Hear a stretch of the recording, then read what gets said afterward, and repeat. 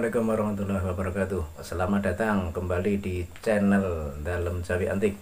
Kali ini saya akan membahas beberapa hal karena ada pertanyaan dari teman-teman semua, yaitu tentang bagaimana cara mengatasi rayap dan juga mengatasi nonor atau teter yang sering merusak kayu. Teter dan rayap itu kalau dibiarkan itu sama-sama berbahayanya, sama-sama merusaknya. Namun bedanya kalau rayap itu menyerang dari luar, sementara nonor atau teter itu menyerangnya dari dalam kayu. Bagaimana cara mengatasinya? Silakan simak video ini sampai selesai dan jangan di skip, jangan dilewati, tapi tekan tombol like dan tuliskan komentar di laman komentar. Serta yang belum menekan tombol subscribe, silahkan tekan tombol subscribe, kemudian tekan tombol loncengnya agar selalu mendapat info dan update terbaru dari kami. Nonor atau teter dan rayap itu bisa menyerang apa saja, yaitu yang berbahan kayu, bisa menyerang gebyok, bisa menyerang tiang, bisa menyerang usuk, reng, dan lain sebagainya yang berupa kayu. Yang pertama, untuk mengatasi rayap itu hindarkan kayu dari jangkauan rayap dan jangan menyentuh tanah atau ada sambungan yang menyambung ke tanah. Artinya kayu itu benar-benar terbebas dari tanah, dari bumi. Tidak ada sambungan atau tidak ada sesuatu yang menghubungkan antara kayu tersebut dengan tanah.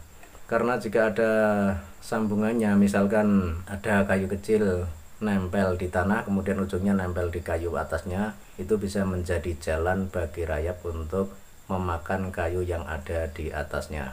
Yang kedua, jika bahan yang digunakan itu adalah kayu baru, bukan kayu lawas atau kayu kuno, rendam dulu kayu itu dengan pupuk kimia selama 2 minggu, 1 atau 2 minggu. Dengan cara begitu kayu akan menjadi keras dan kuat. Dan trik ini kadang juga dilakukan para tukang atau mereka yang bergerak di bidang perkayuan, yaitu untuk menyulap atau merubah kayu yang baru menjadi kelihatan lawas atau kelihatan kuno, sehingga warnanya menjadi hitam atau coklat gelap dan kelihatan kayu seperti kayu tua atau kayu yang sudah berusia ratusan tahun. Nomor 3, pilih kayu dengan benar. Jangan pilih kayu jati yang ada putihnya. Biasanya balok kayu itu ada warna putih. Biasanya balok kayu jati itu warnanya coklat muda dan di beberapa bagian terutama di pinggir itu ada warna putihnya. Jangan pilih yang itu karena yang putih itu sebenarnya bukan inti kayu, tapi itu baru kulit kayunya. Di kampung atau di pedesaan dinamakan kual. Kayu ada kualnya. Kalau kayu lepas kual itu kayu yang tidak ada kualnya atau tidak ada putihnya.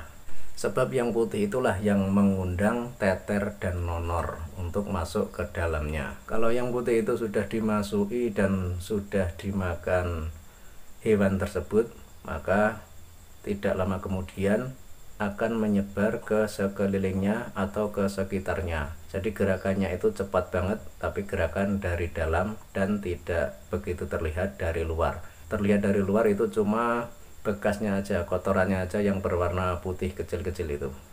Jadi sekali lagi perbedaan nonor atau teter dengan rayap, yaitu kalau nonor atau teter itu bergerak dari dalam dan kemungkinan tidak kelihatan, tapi kalau rayap itu bergeraknya itu dari luar dan pasti kelihatan. Namun keduanya sama-sama merusak dan sama-sama merugikan. Harus dicegah sebelum semua menjalar ke seluruh kayu yang kita miliki. Yang keempat, perhitungkan waktu saat menebang kayu, karena waktu menebang kayu itu sangat penting bagi kualitas kayu. Ini jika kita buat bahan dari kayu gelondongan atau dari kayu yang baru habis ditebang. Penentuan waktu menebang kayu itu sangat berpengaruh pada kualitas kayu saat digunakan nantinya, saat dirubah menjadi barang yang kita inginkan. Terutama berpengaruh pada keawetan kayunya. Tebanglah pohon jati saat musim hujan karena posisi air dalam pohon sedang berada di bawah. Artinya akar sedang mencari dan mengumpulkan air.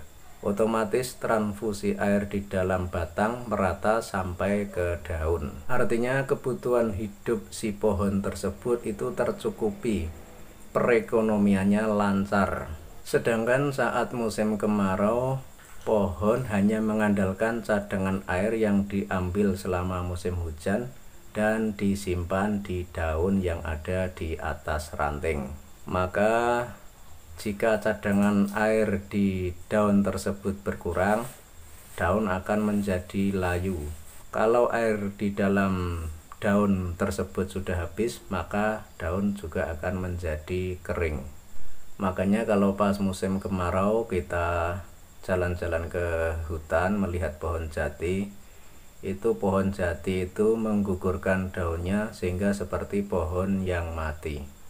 Nanti kalau musim hujan, daun itu akan tumbuh lagi.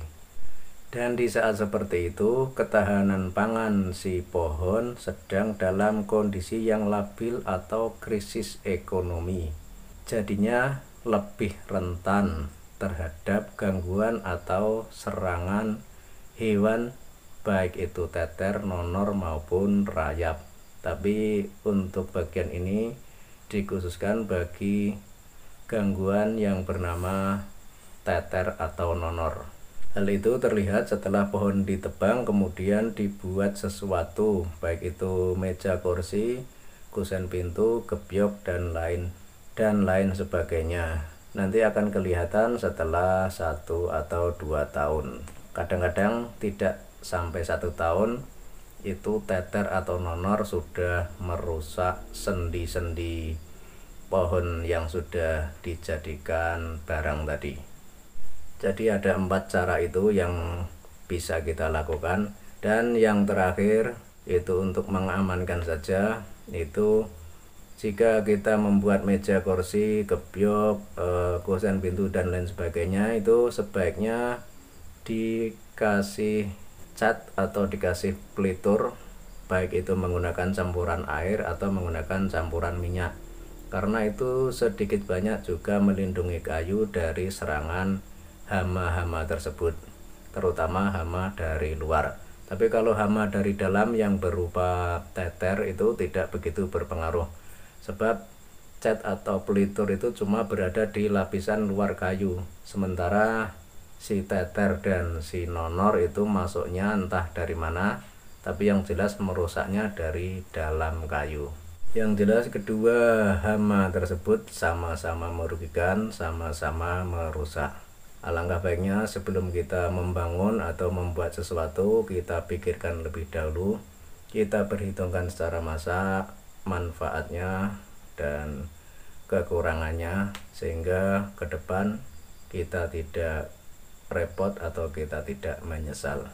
Sekian dari saya, mudah-mudahan bermanfaat. Silahkan tuliskan komentar di laman komentar, dan silahkan bagikan video ini ke teman-teman Anda jika sekiranya video ini bermanfaat. Terima kasih.